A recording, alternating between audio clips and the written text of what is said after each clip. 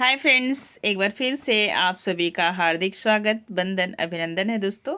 आज पढ़ेंगे मानस का जो हंस उपन्यास है उसका सारांश।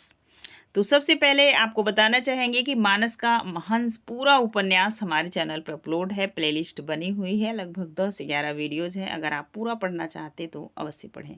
आइए सारांश देखेंगे। सारांश में सबसे पहले हम देखेंगे लेखक का परिचय। अमृतलाल नागर द्वारा लिखित है मानस का हंस तुलसीदास के जीवन पे। आप देखेंगे लेखक परिचय। लेखक परिचय में सबसे पहले आप देखेंगे लेखक का जन्म 1916 में हुआ था। इनकी मृत्यु 1990 ईस्वी में हुई थी। लगभग आधी सदी तक अपने सक्रिय लेखन से साहित्य जगत में अप्रतिम योगदान किए। उनका व्यक्तित्व बहुत बहुमुखी प्रतिभा संपन्न था। उन्होंने हिंदी गद्य की समस्त विधाओं में लेखनी चलाई, कोई विधा छूटी नहीं है। ठीक है। अमृतलाल नागर से।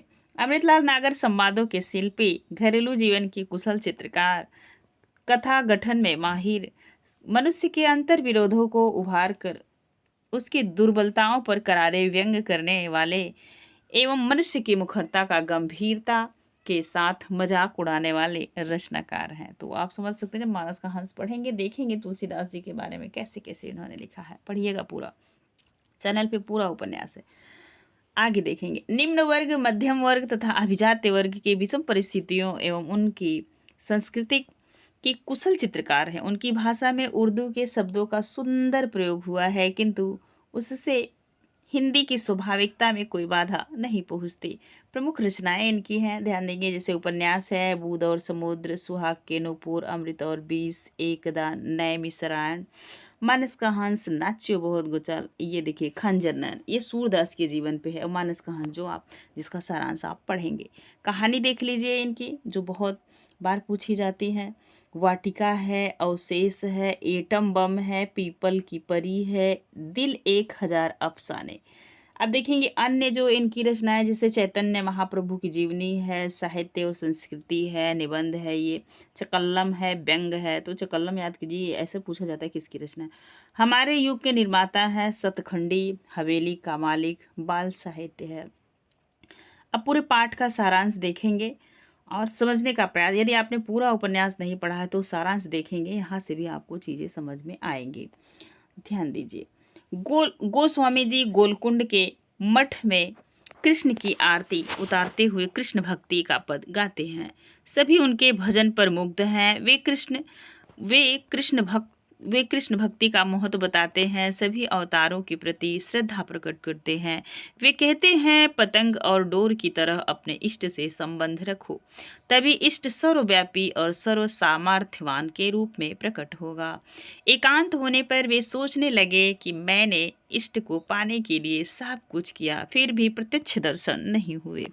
वे सोचते हैं, मेरे ध्यान में कभी कभी हनुमान जी प्रकट हो जाते हैं, पर प्रभु आप क्यों नहीं आते।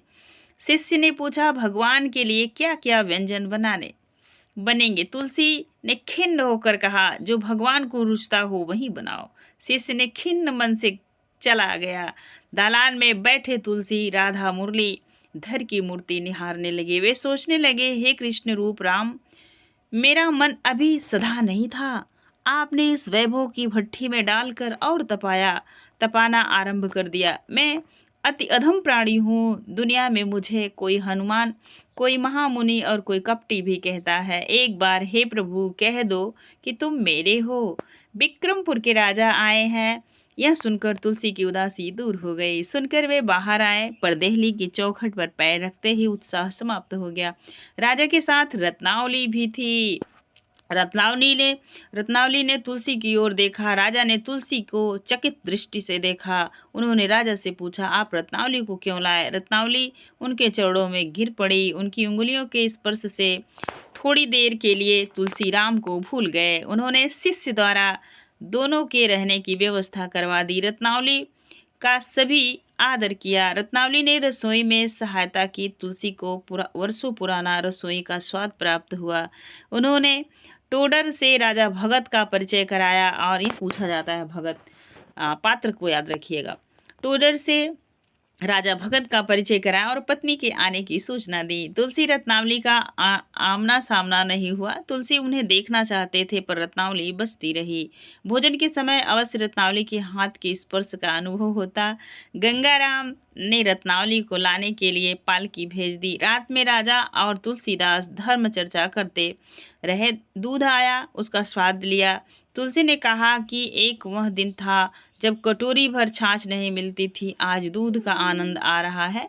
राजा ने कहा, रसोई की यह बात अच्छी है कि वे अपने स्वाद और खुद को भगवान का मानकर ही चलते हैं। उत्तर आप ध्यान देंगे, मानकर चलते हैं। उत्तर में गोस्वामी ने कहा, मैं पूर्ण गोस्वामित्व पाने के लिए अभी तक राम जी की ड्योढ़ी का भिखारी हूँ। राजा और तुलसी में गंभीर वार्ता हुआ। राजा ने रत्नावली के तप की प्रशंसा की। उनका कथन था कि वे कठिन योग साधने वाली जोगिन हैं। रत्नावली को की प्रशंसा सुनकर तुलसी को राम शब्द बिरसने लगा और रत्नावली की झलक उनकी दृश्य पटल पर आने लगी। मन में अंतर द्वंद्व हुआ। देखिए, यही द्वंद्व को इन्होंने खूब उपन्यास में खींचा हुआ है। जब आप पूरा उपन्यास पढ़िएगा, चैनल पे है।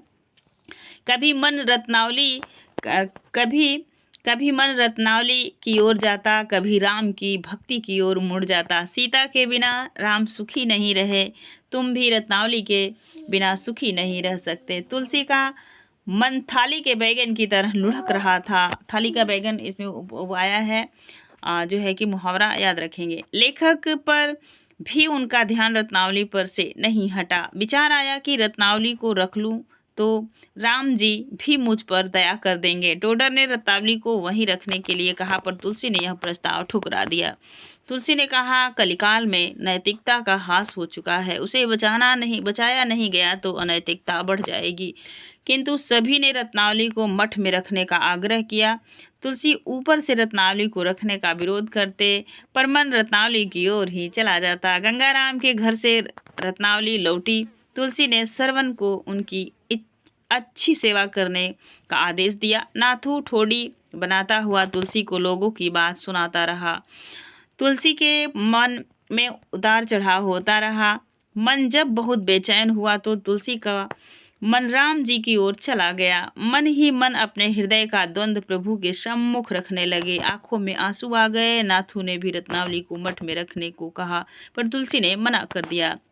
रत्नावली ने तुलसी से मिलने की सूचना उनके पास पहुंचाई। मन में द्वंद्व हुआ, मना करने की इच्छा हुई। अंततः तुलसी ने भेजने के लिए कह दिया और कहा, कोठरी का पर्दा गिरा दो और उनका आसन बाहर लगा दो, मतलब रत्नावली का आसन बाहर लगा दो। रत्नावली आई, पर्दा देखकर कुछ देर खड़ी रही, फिर जय सिया राम कहा। तुलसी ने भी उत्तर दिया और बाहर बैठने को कहा। रत्नावली ने रामचरितमानस पढ़ने की बात कही और एक प्रति मांगी। रत्नावली का कंठ भर आया। तुलसी ने आंसू बहाने को मना किया।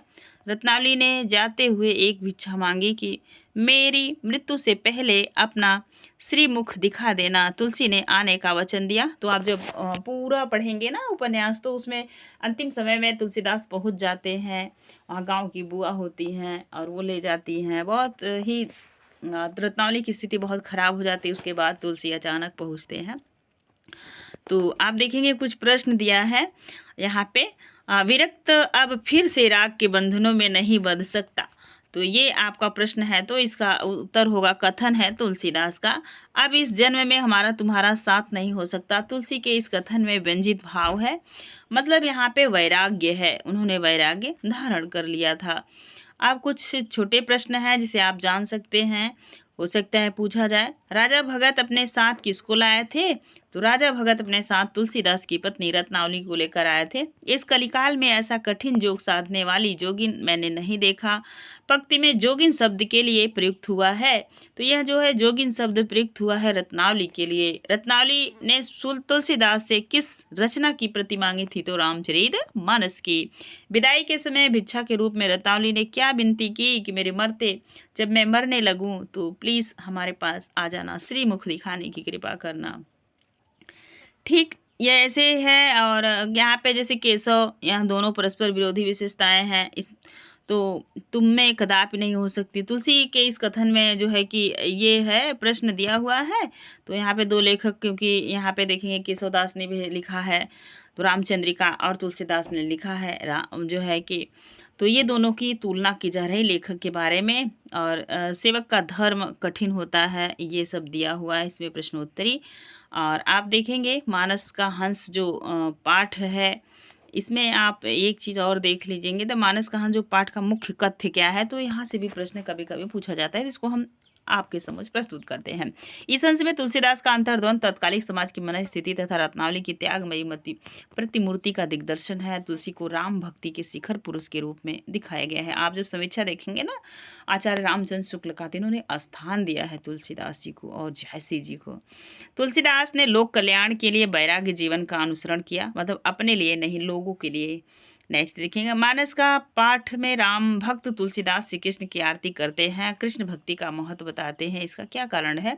तुलसी राम भक्ति के रूप में ही प्रसिद्ध हुए हैं, किंतु भगवान के सभी अवतारों पर उनकी श्रद्धा थी। उन्होंने कृष्ण गीतावली ग्रंथ की भी रचना की है, ये बात सही है। आचार्य रामचंद्र शुक्ल कहते हैं कि इन्होंने जो कृष्ण गीतावली की रचना की है, वह सूरदास के पद, उनकी जो रचना थी, जो है सूरदास की जो साहित्य लहरी थी, उसी पे इन्होंने कृष्ण गीतावली की रचना की है।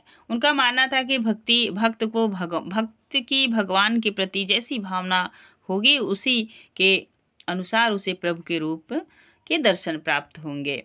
तुलसीदास ने पतंग डोर का उदाहरण देकर दर्शनार्थियों को क्या समझाया? जैसे हाथ में डोर सरी होने पर पतंग आकाश में कहीं भी उड़ सकती है, उसे कोई बाधा नहीं होती, उसी प्रकार अपने इष्ट को साध कर भगवान भाव की डोर में बंधी हुई मन की पतंग को सारे आकाश में उड़ाओ। सब देवों के प्रति श्रद्धा समर्पित करो, मन को प्रभु के चरणों में लगाए। तो ये रहा पूरा तुलसी का जो है कि है। और आप देखेंगे, आपने पढ़ लिया होगा, देखो ये पूछा गया है, भौजी जैसी तपस्विनी हमने देखी नहीं। तो रत्नावली के बारे में जब आते हैं वो राजा भगत, तो बताते हैं उनकी तपस्या कैसे, घर में वो हर काम करती हैं अपना और अपने पति को याद करती हैं, रामचरितमानस पढ़ती हैं। तो यदि आपको यहाँ पूरा पढ़ना होगा तो आप एक बार पढ़ लीजिएगा, क्योंकि यहाँ से आप बहुत कुछ सीख जाएंगे। प्रश्नोत्तरी दिया हुआ है। तो आज के लिए बस इतना ही, मिलेंगे नेक्स्ट वीडियो में। वीडियो पसंद आए तो प्लीज़ लाइक शेयर कमेंट कर दीजिएगा, अपने दोस्तों को साझा कर दीजिएगा।